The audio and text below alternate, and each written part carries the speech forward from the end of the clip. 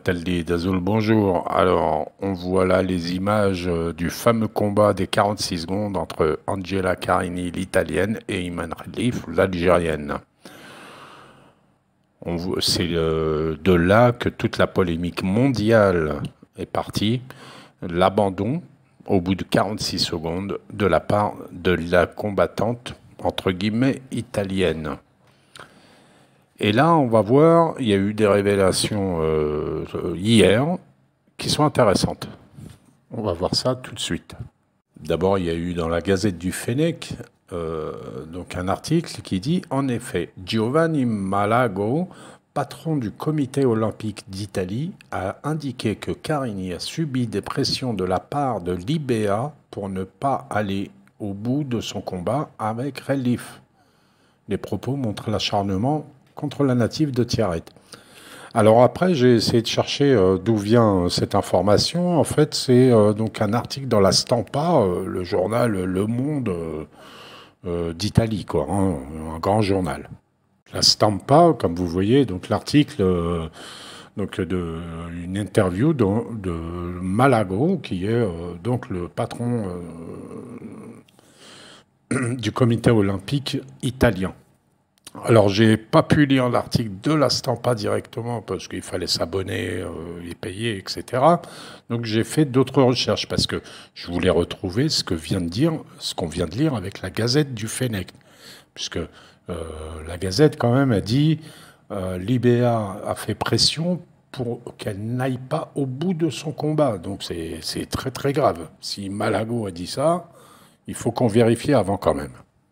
Dans un tweet que j'ai retrouvé aussi, Giovanni Malago, président du comité olympique italien, attaque l'IBA. Alors, donc la traduction de ce qu'il a dit, c'est Angela Carini m'a dit qu'elle avait subi des pressions avant son match contre Iman Khelif de la part de l'association internationale de boxe IBA. Son abandon face à Iman a été politisé. Donc là, on voit un peu une autre traduction, une autre version. Un autre journal italien, Today Attualità. Alors, j'ai retrouvé l'article de la Stampa, enfin commenté par ce média. Alors, Casso Khelif, Malago, Svella, bon, je parle pas bien italien, Pressioni, bon, etc. Vous voyez le titre en italien, traduit à côté. Affaire Khelif, Malago révèle la pression sur Carini avant le match. Elle a reçu des messages de l'IBA. Là, c'est très intéressant. Et dans cet article, donc, il cite l'interview dans la Stampa. Donc, pression de l'IBA sur Carini. Angela, alors, entre guillemets, il cite « Angela m'a montré la pression qu'elle a subie dans les jours précédant la rencontre de la part de l'IBA. » Donc, les messages qu'elle a reçus de l'IBA. Elle lui a montré les messages. Je lui ai dit de ne pas y prêter attention et de ne penser qu'à se battre. Ça, c'était avant le match. Le président du CONI, donc le comité olympique italien, a également montré les messages à la Stampa.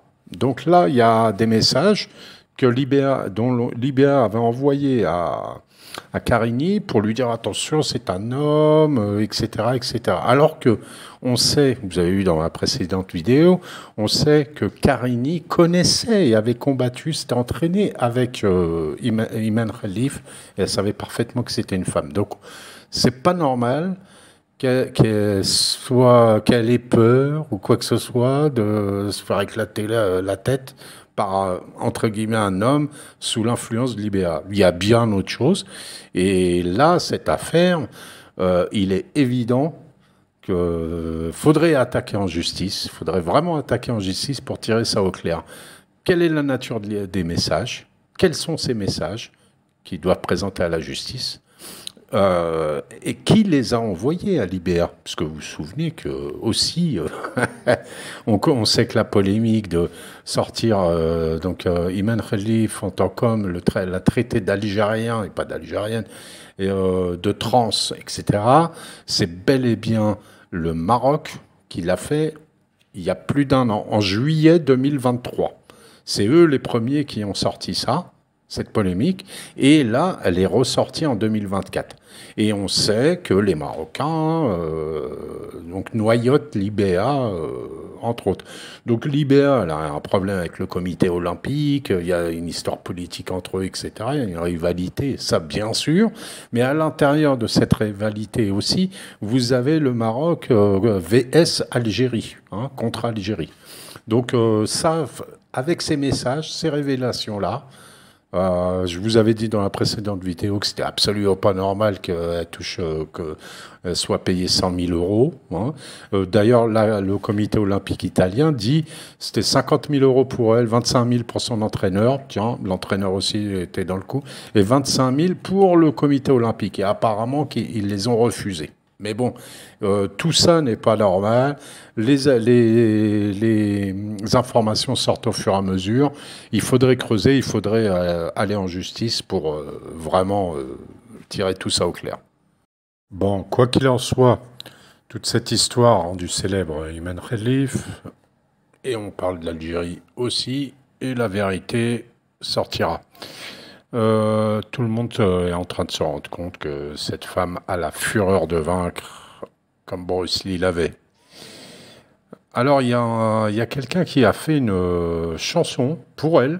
Vous voyez, hein, je sais pas, c'est quelqu'un, je sais pas dans quel pays il est, c'est en anglais.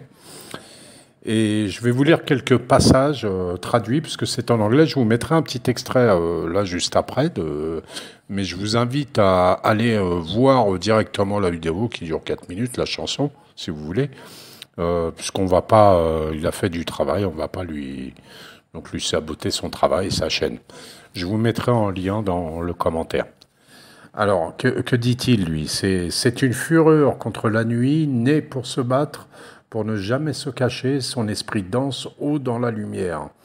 Sous les coups, entendez le cri d'une guerrière brûlante. Pas de capitulation dans les yeux, elle est une terreur dans le ring. Se battre et entendre la foule chanter son nom, elle est une championne.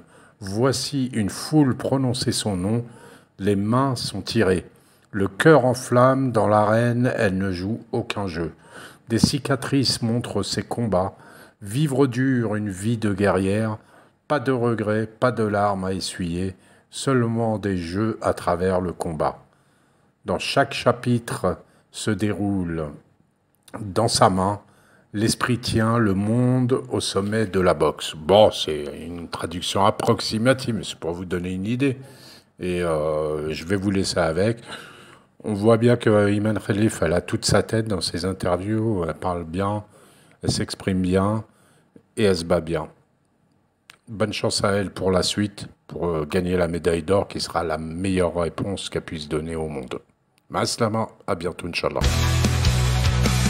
It's a fury against the night, born to fight, never to hide. Our main stands tall in the light, our echoes far and wide.